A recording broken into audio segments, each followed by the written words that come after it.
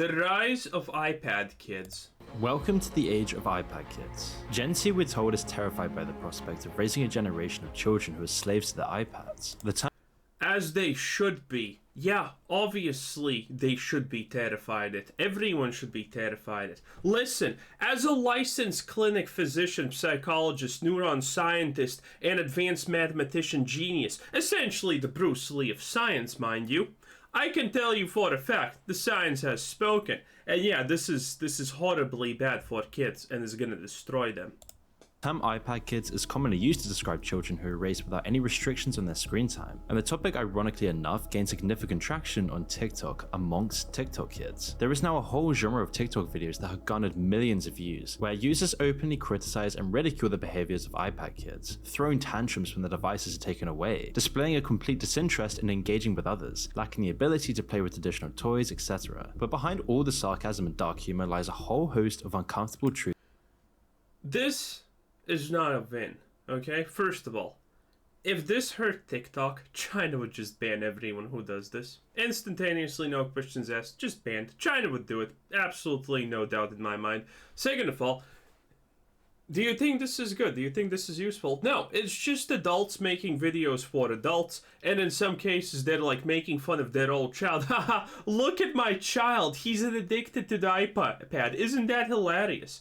No, you're just literally telling everyone you failed as a parent. That's not funny, first of all. Yeah, the fact that it's there and you're making fun of it is honestly already a huge issue in my honest opinion. So yeah. And also, there's adults who are addicted to TikTok. Who here of men watching does not know multiple women who are essentially addicted to TikTok? The moment that they're bored, they're just online and scrolling through TikTok. Previously, it was Facebook, but now it's TikTok. Yeah, it is what it is. And the only reason adults are gonna say, oh no, TikTok's not a problem for me, is because they're adults and they think they're better than kids. But in reality, yeah, I mean, you're just the same kid that's zooming through TikTok nonstop. The only difference is the kid doesn't think about is it good or bad, but you think that it's fine. About where our society is going. The kids of today are bad, but the kids of tomorrow will be living a life we can't even think of. Generation Alpha is something we don't want to think about. But what's actually going to happen to these kids in the future? Well, to understand what's going to happen and why iPad kids is such a terrifying phenomena, we need to look at how things were a few decades ago. It wasn't long ago when it was normal for... The hot take here, by the way, is I think it's going to be completely fine. And listen, I have reasonings why I think it's going to be completely fine. Because we kind of already see the outcomes of these iPad kids and whatnot, and how things similar as to this happen in the real world. And, well, first of all, the problem of iPad kids just exists because of bad parenting. Because people just give the kid the iPad because, you know, that's easier than parenting. Previously, admittedly, you know, I'm 31. When I was a kid, my parents didn't parent me all that much. I watched a lot of TV, and, well, we played video games. A lot of them. And my parents thought it was bad. Now, the difference between what we did when we were young and these kids is, well, significant in one way. That while we did play a lot of games, we did also other stuff. That was the big significance. And the second big significance was games at the time were not easy. Like, you know, you needed to think. Games taught you strategy and things like that. So it wasn't all doom and gloom, honestly. But nowadays, just games are just made as, hey, click on this, get reward. Click on this, get more reward. There's absolutely no learning process here. But that's just a small side note. The real reason why this is not going to be a problem is we can already see essentially what's happening in America. You have the left and you have the right. And, well, we already see how this plays out. The left can't win in the long term, because if you look at the average statistics for the left in America, in absolute dystopia, you get some very interesting things. The average leftist has something like 10 mental illnesses. That's unsustainable, obviously, amongst other things. Just alone that fact means that the crazies are unsustainable. Okay, they have less children or no children at all because they're afraid that the world in 60 years is going to be uninhabitable or something like that. You know, they blindly trust almost everything without thinking. And again, the big problem is they have literally on average 10 mental illnesses per person compared to the right, which doesn't have a lot of them. Now, I'm not saying, by the way, the right is perfect or anything like that. It's not, but it at least has morals, which the left is absolutely forsaking at a huge, huge, huge speed. And, well, we see the outcome of this. The unsustainable crazies literally just delete their Minecraft characters at some point. Yeah, that rate is obviously extremely high on the left, as you can imagine. All of the crazy things have consequences, and usually that consequence is Minecraft character deletion. And this is what's going to happen with these iPad kids with these shitty parents. They're not going to be a part of society. No one's going to care about them. And they're just going to quietly go into the, well, dusk, essentially. And that's what's going to happen. And, you know, it's unsustainable. They're literally going to be bred out by people who are not actually mentally unhinged. And then society is going to thrive. Good times create weak men create hard times. It is what it is, and it's 100% true, obviously. And, well, currently, weak men are creating a lot of hard times, let's be absolutely real. And, well, the weak men are gonna die off. That's what's gonna happen. And then there's gonna be a bunch of normal people, and then after, 3, maybe 2, maybe 4, maybe 5 generations, it's going to happen probably all over again. It's literally the fall of Rome. Yeah, it's literally the fall of Rome over and over and over and over again. Children to play outside, unsupervised for extended periods of time, specifically to play with other kids from their neighborhoods. Your parents probably did the same, all for extended periods of time, completely unsupervised, playing sports, building forts and climbing trees. True, I'm surprised we survived. No, I'm seriously surprised we survived. I have stole a lot of stories from you. Man, we did very dangerous things. We were jumping over places where if you fall, you die. There's no exception. We were climbing stuff where, one slip up, congratulations, spinal injury, my dude. And doing this helped children develop useful skills for their adult years. They learn how to communicate, how to negotiate, how to delegate, how to defend themselves, how to make friends, and the importance of teamwork. It helped them develop lifelong friendships. Play helped these children develop as humans to become, as the author Nicholas Taleb said, anti-fragile. It fostered creativity. Play, along with other key components like community, traditional family values, and religion, helped form what philosopher Peter Berger called a sacred canopy, an invisible structure that stretched over society, providing a shield that protects people from the uncertainties and cruelties of life. Outdoor, unsupervised play helped create better citizens and in turn, a better society. However, in the early 80s, outdoor unsupervised play became far less frequent, replaced instead by closely monitored trips to the park and heavily supervised playdates. By 1997, the year Generation C officially began, the days of widespread unstructured play were officially dead. And fast forward to today, an outdoor unsupervised play has almost been entirely replaced by indoor unsupervised screen time, and family time replaced by screen time. Today's children suffer from nature deficit disorder, a term coined. True, but I would like to say that this is mainly for this is not true for poorer families as much as, now admittedly this is comical evidence, I'm not going to say this is 100% true, but for what I see personally, this is more true for families that are well off and buy their kids whatever they want, including expensive gadgets and whatnot. Poorer families still take their kids outside and do things like that. And regions. Coined by author Richard Louv. We're creating an environment in which I believe, by definition, they are less alive. What parent wants their child to be less alive?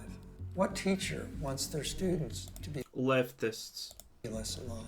At the same time, rates of childhood conduct disorder, a precursor to psychopathy, continues to increase. This worrying rise is completely connected to a lack of unsupervised play and the fact that more and more parents are outsourcing their role as primary caregivers. And outsourcing to who? Well, the people who control the algorithms. Artificial intelligence like Siri, Alexa, and a whole host of other artificial creations have zero interest in protecting the most vulnerable, and instead using them as pawns to advertise to, mold, and create into the ideal people for Amazon, Apple, or whatever big tech company. In truth, these advanced algorithms target babies and toddlers, identifying their weaknesses and exploiting them mercilessly, so as they grow up they're always dependent on their tablets, and the effects of this will be disastrous for society. But the problem is today it's more and more tempting to rely on screens. Parents today have so many things to do. Both parents usually work now because no one has any money anymore. And so when parents come back exhausted, it's just so much easier to give their kid an iPad, while the parents can relax for an hour or two. But ongoing research consistently highlights the long-term effects of excessive screen time on kids.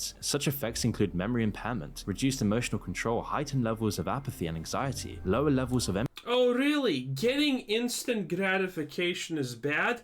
Wow! Wow, thank God we have research to tell us the obvious. Doing mindless activities that only require a split second of concentration and on to the next thing is bad? Wow! Thank God we have research that probably soon will not be exist because, you know, someone's going to buy the research and then do a research study that says that this research is bad, because that's how the game actually happens. Hey, most research is paid by someone, and that person stops paying when the research no longer is, you know, reflecting the worldviews that they want. Hey, I'm surprised this even exists, honestly, but it's probably buried way down under, and normal people don't even hear about this. But again, I don't think you need to be a genius to understand this. I think this is very self-evident and self-explanatory. empathy, delays in speech and language development, and even criminal behavior. And when parents aren't watching their young ones, sexual predators are. And I mean that quite literally. Yeah. But more on that later. In 2017, psychologist Dr. Jean M. wrote for The Atlantic that Generation Z has in many ways been destroyed by the rise of smartphones. And we all know this. Generation Z is more anxious, more depressed, more suicidal, less likely to date, less likely to have sex, less likely to venture outside, less likely to have any friends, less likely to talk to family members, more lonely. You know why? Because all of that requires some amount of effort. And some of that requires a lot of effort. And why would you input effort in something in which you can fail if there's something you can input almost zero effort and be satisfied with the result and never fail? It's simple maths, honestly. It's simple human nature. A lot of people will obviously choose the path of least resistance. It is what it is. It's nothing new. It's honestly completely perfectly understandable. More isolated and more depressed. Generation Z is down bad. We all can see this. It's a horrific transformation in the last few decades that has created the generation we see today. But just think of Generation Alpha, i.e. the iPad kids, who are going to be even sicker, dumber, sadder, and more lonely than Generation Z is today. Not to mention fatter. You see, children in the past would engage in hours of play every day, which not only allowed them to burn calories and maintain their physical fitness, but also facilitated social interaction, enhanced cognitive abilities, and alleviated stress. However, as playtime is diminished, all aspects of childhood development have been negatively affected, with the consequences on health and obesity being particularly concerning. The association between increased screen time and obesity is undeniable. More screen time activity tends to go hand in hand, or hand in mouth, with higher food consumption and less long-term gratification. Multiple studies have demonstrated that prolonged screen exposure actually leads to a heightened desire for food and increased snacking habits amongst children and teenagers. And to compound this, yeah, I can even explain. I'm pretty much sure I know why this is. Because if you spend all your time at a computer screen, constantly being aroused in some way, the moment you're not, and the moment you don't think the computer screen is going to give that satisfaction that you want, food is a really easy, replacement for that. Because, it tastes good and it fulfills. So yeah, this is super simple, I think.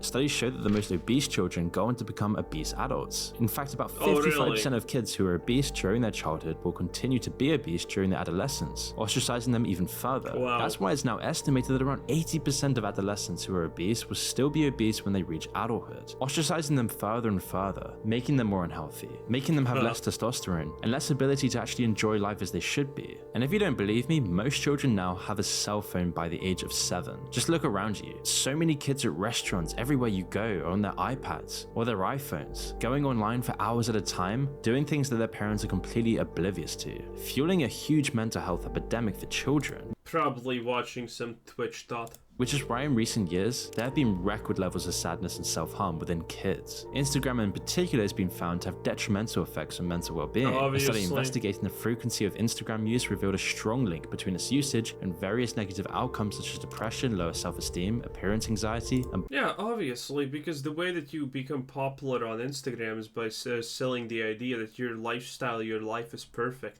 And everyone's posting the same thing, even though most people are lying, by the way. Yeah, most people who post constantly good things on Instagram are lying. Or they're especially going out of their way to create a situation like that, and not to enjoy it, but just to post an Instagram pic. Yeah, this all makes sense. I assume most people who are watching this already know and understand this to a certain level. Body dissatisfaction. Millions of children as young as 10 use Instagram and are regularly bombarded with sexualized imagery and traumatizing self-harm footage. Not to mention always feeling insecure compared to the people who live better lives than you, or at least they seem to. So is it any wonder that kids today are so miserable if we're setting them up like this in the first place? Their innocence is being ripped away from them at such a young age and replaced with something truly awful. Even YouTube Kids, designed specifically to cater to children as young as 4, is really not safe at all. The application has been shown to offer children content of a sexual nature, as well as material focusing on alcohol and drug consumption, predator content, and other strange things really not meant for 4-year-olds. More recently, a number of reports have emerged regarding harmful material on YouTube. Okay. So we can't have this discussion and at the same time say, oh, but we need to protect our children more from all those harmful things. Again, when we were 10, we were watching live leaks and none of that stuff was even shocking anymore. It is what it is. If you want to protect your kids from everything, then they won't learn to... If you protect your kids from everything, they don't learn to deal with things, okay? If everyone gets a participation trophy, no one learns what it is to lose.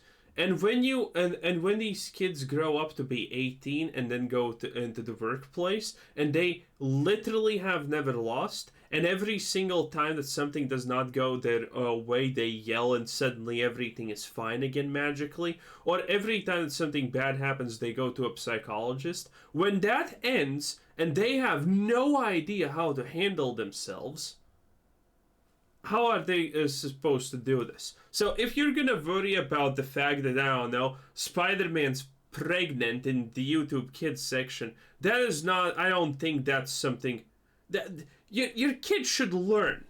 That's not it, that's not true, that's not normal. Not that you advocate that doesn't get shown there. Well, it probably shouldn't get shown there, let's be real. But you get the point. If you protect your kids from everything, they don't learn to deal with things on their own. If they don't learn to deal with things on their own and they're always the best, congratulations, you just raised the leftist. YouTube that specifically targets children as young as 2. We have isolated some of these so people can understand exactly what we're talking about. On the left of the screen, there's the real episode of Peppa Pig when Peppa goes to the dentist. And on the right, that fake that you're talking about, fear, torturous appearance. And here's another example that we pulled from Paw Patrol, which you mentioned, firefighter to the rescue. And then on the right, the fake, the crash, the death, the fear. Basically, nefarious individuals have tampered with content from popular and cherished children's franchises, including well-known shows like Peppa Pig, Nickelodeon's Paw Patrol, and Disney's Froze. These perpetrators have inserted inappropriate and unsettling content featuring beloved characters, causing subliminal trauma to unsuspecting toddlers. And these are the people bringing up children today. When you get parents out or they come back from work all tired and exhausted, they just give the iPad to the kid who is then raised by these predators. The girls seem to have it way worse than the boys. It's just more and more we find out how bad social media really is for women in particular. We've all seen these articles like teen girls are facing a mental health epidemic. Teen girls report because they care about the opinions of others way more than guys. Record levels of sadness. American teen girls are not okay. Each one loaded with these horrific stories and weird side effects. And in recent times, psychological professionals have seen a huge rise in individuals seeking help for mental health disorders and symptoms resembling Tourette's syndrome. And it's coming out more and more that TikTok's actually to blame here, as these are now being called TikTok tics, where young individuals, particularly young girls, are manifesting symptoms of various disorders due to exposure to social media influencers who themselves exhibit these symptoms. I heard about this. I thought it was fake. Is it not fake? I'm not sure. TikTok tics are distinct from what medical professionals usually see in patients with Tourette's. They're an example of mass sociogenic illness, or mass hysteria, where behaviors, emotions, or conditions spread spontaneously within a group, including online groups. Moreover, the more time individuals, especially girls, spend on social networking websites, the more likely they are to experience psychological distress and even contemplate ending their life. But 60% of young girls claim they have now experienced bullying online as well, just compounding the mental health epidemic even worse. Is it any wonder the Gen Alpha? And the funny part is the bullying is going to be blamed on the men, even though the reality is no man can damage a woman as hard as a woman can damage another woman. Because they specialize in that stuff, okay? Is doomed? If Generation Z is as messed up as it is today, what's the generation of iPad kids gonna look like in 20 years? Especially when screens and social media are not only ruining their mental health, but also making them devoid of any emotion in the first place. You see, there isn't just a rise in TikTok tics, but social media sites like TikTok and YouTube are actually shown to increase psychopathy. Now, psychopaths, otherwise known as people who suffer from antisocial personality disorder, are characterized by their coldness, manipulativeness, antisocial nature, and narcissistic tendencies. And of all the people in society, they tend to be some of the most toxic, doing whatever is needed to get what they want when they want it. Society and your well-being is of no importance. They will do anything they can to get whatever they want. And this disorder is often associated with early childhood encounters such as maltreatment and rejection. And yes, you probably guessed it, extensive use of screens and social media. To be diagnosed with psychopathy, one must be over the age of 18. Before 18, that was a surprisingly decent explanation, honestly. Well, I expected it to be worse, but no, that is a pretty decent way to explain it. a child is diagnosed with something called conduct disorder, a severe behavioral problem which often involves aggression and law-breaking tendencies. And the research clearly shows that childhood CAD symptoms are significantly associated with greater daily social media use during emerging adulthood, and that more daily social media use is significantly associated with various antisocial behaviors. Antisocial conduct in childhood is a strong predictor of criminal behavior in adulthood. And if you think about it, our society already in the West is designed to promote the most psychopathic of all. The most greedy, narcissistic are rewarded the most. And this hamster wheel is only going to increase. Well, to be fair, that has been humanity throughout all of its existence.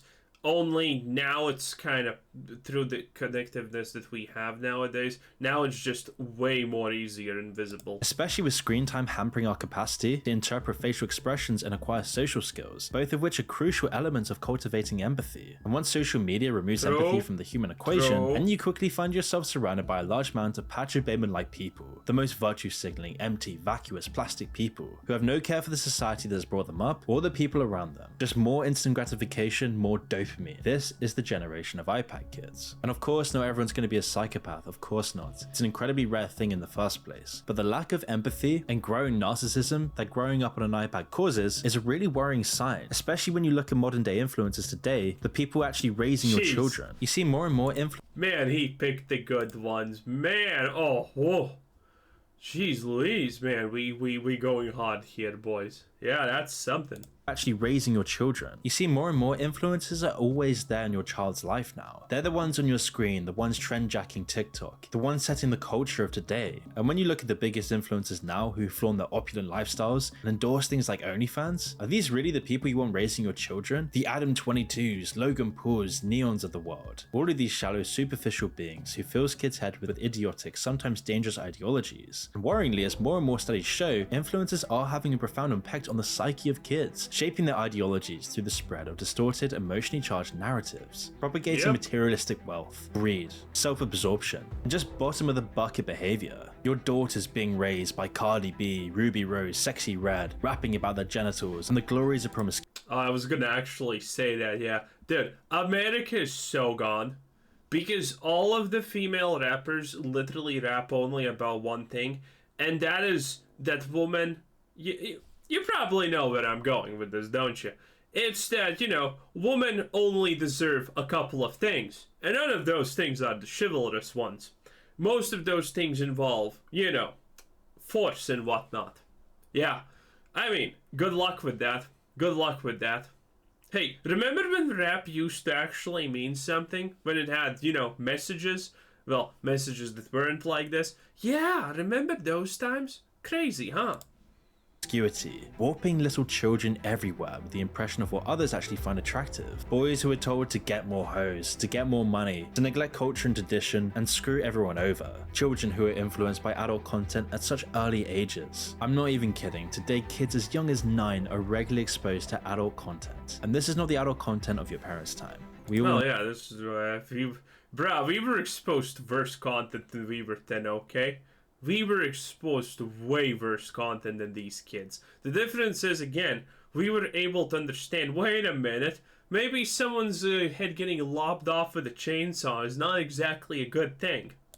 Know what this is. It's the most degenerate, debauched content imaginable. Compilations of the worst things you can think of, completely destroying your children's dopamine. Because in our society, people are just too tired and overworked to even have the time to raise their children properly anymore. So giving them an iPad to numb them just seems like the easier option today. But when you really think about what's going on here, when you really think about what they're being influenced by, the fact that children everywhere are watching this kind of content before they've even had their first kiss, what is this doing to children's brains? Well, not only is it ruining their attention span and their empathy, but it also has detrimental effects on their developing prefrontal cortex, a region of the brain responsible for rational decision making and impulse regulation. Consequently, when this area is compromised, children are prone to displaying impulsive behavior and making even worse decisions. Without a fully functioning prefrontal cortex, a human runs the risk of living life full of recklessness and poor choices. Even the iPads given out in schools aren't safe. There's just more and more stories emerging involving young children, third graders, being given unfiltered iPads and being fed the most disturbing material by these algorithms. Although Apple... I like how he's saying unfiltered iPads, not that giving them iPads in general is their bad decision. Screen time was introduced in 2018 to stop this very sort of behavior, with restrictions ostensibly designed to help parents and educators, it's usually never that effective. Children can just easily circumvent these minor obstacles and end up accessing the most depraved content you can think of. New research from Imperial Software shows that 1 in 4 young students have watched harmful or violent content online while in the classroom, and 17% were watching it on a school device. And even 1 in 10 children have used gambling sites through these iPads. And again, to be clear, all in the classroom. If all this isn't That's pretty insane, though. depressing enough though, there's one thing that's even worse than a generation of iPad kids. Predators exploiting Generation Alpha. Now this happens with every generation, and they say that in a city, you're never more than 6 feet away from a rat. But online it seems children are never more than 6 clicks away from a predator. You see, social media has in many ways created a safe haven. True. I mean, have you not seen those videos where where people create fake profiles of like young looking girls? Not even actually young, it's completely fake. But you get it, they're of X age and they're promiscuous, and then literally watch how the inbox just fills up in seconds. Hey, it is what it is. For predators who can hide behind fake profiles and lure unsuspecting children into potentially life-destroying And by the way, the funny part is, obviously something like Facebook, Instagram, TikTok, and blah blah blah, that people try to message these things, can easily deal with this. We have facial recognition software online for pictures good enough to tell you that, wait a minute, that's 11, and we have